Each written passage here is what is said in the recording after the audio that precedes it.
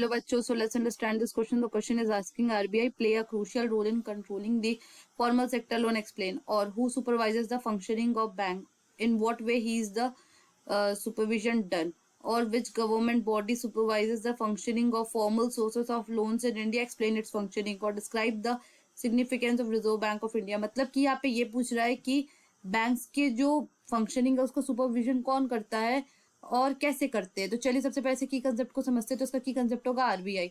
तो जो आरबीआई है वो हमारा सेंट्रल बैंक है इंडिया का।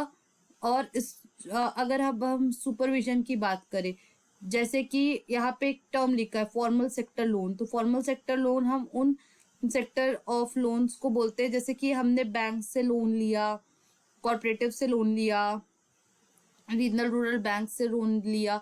तो ये सब हमारा फॉर्मल सेक्टर लोन के अंडर में आ जाता है। तो इनका सुपरविजन कौन करता है? इनका सुपरविजन करता है आरबीआई।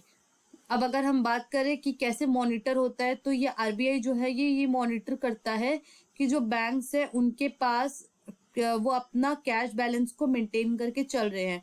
दूसरा, आरबीआई ये भी मॉनिटर करता है कि जो बैंक्स है वो सभी को लोन दे रहे हैं, चाहे वो स्मॉल कल्टीवेटर ही क्यों ना हो, स्मॉल स्केल इंडस्ट्रीज वाले क्यों ना हो, सभी को जो मतलब कि प्रॉपर डॉक्यूमेंट अपना शो कर रहे हैं, प्रॉपर कोलैटरल शुद्ध दिखा रहे हैं, ना कि सिर्फ उन लोगों को जो कि सिर्फ प्रॉफिट मेकिंग बिजनेसेस है, जैसे कि बड़े बड़े बिजनेसमैन हो गए, सिर्फ उनको लोन दे रहे हैं और बाकियों को नहीं दे रहे।